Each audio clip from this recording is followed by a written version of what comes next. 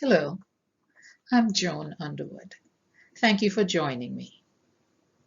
Self-talk is arguably the biggest factor that undermines how you show up at work and in life generally. Unfortunately, far too often, your self-talk is hurting rather than helping you.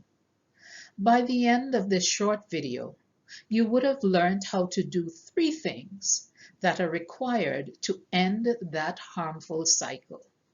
Namely, you'll learn how to identify your self-limiting beliefs. You'll learn how to reframe old beliefs that are no longer serving you. And thirdly, you'll create new self-talk that builds your confidence and positions you to succeed. Let's get started. So, what exactly is self-talk? Well, first of all, let's agree that it is perfectly normal and healthy to talk to yourself. It's not a sign that there's anything wrong with you. We're going to focus on 2 types of self-talk today. Negative self-talk projects past trauma onto the future and it leads to fatalism. In contrast, positive self-talk focuses on the present and opens up possibilities and drives confidence. The value of positive self-talk lies in the fact that it is motivational, it improves attitude, increases energy, and in doing these things, it builds confidence. In contrast, negative self-talk is self-defeating. It fosters anxiety, feeds your fears, and fuels those niggling doubts. So now that we've established what self-talk is and acknowledged that it can be either positive or negative, let's delve into 6 steps to reframe negative self-talk. Step 1, first tune in to what your inner voice is actually saying to you. Is that helping you or is it hindering you? Once you've tuned in to your self-talk and examined it to determine if it's helping or hindering you, you're ready to proceed to step 2. Here you show up as being curious and less judgmental. It's really easy to start beating up on yourself, especially when negative self-talk is your default. But rather than being judgmental, you're going to be curious. You're going to interrogate that self-talk to see what you can learn from it.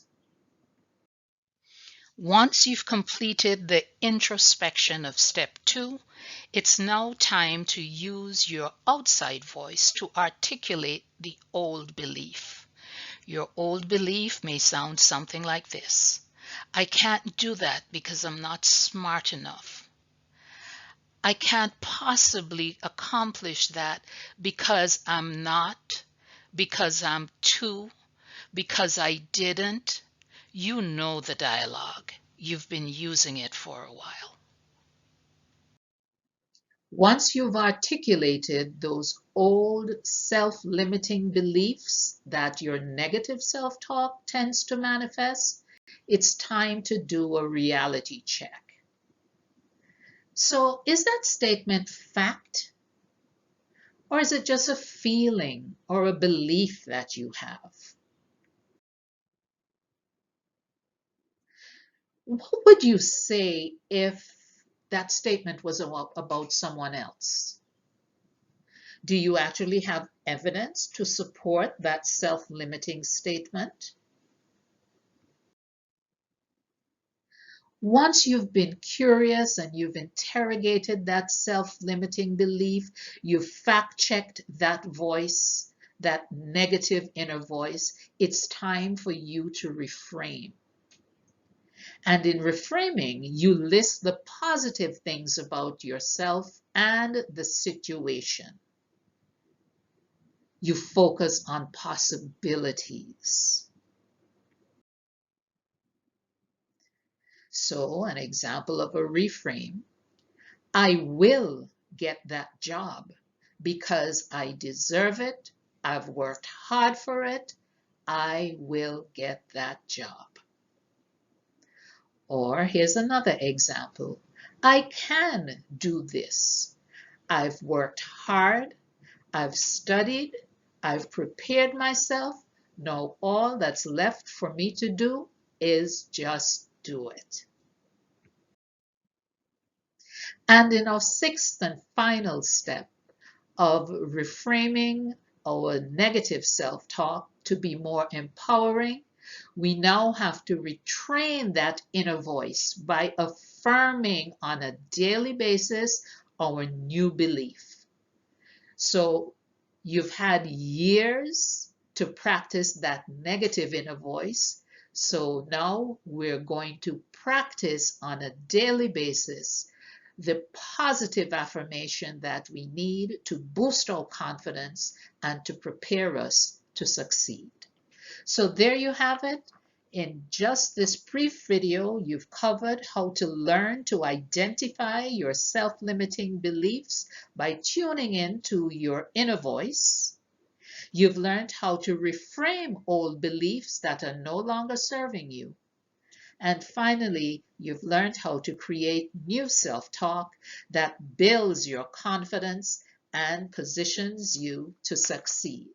So get started, and do remember to send me an email or touch base with me on LinkedIn or Instagram to let me know how you're doing with mastering your inner voice.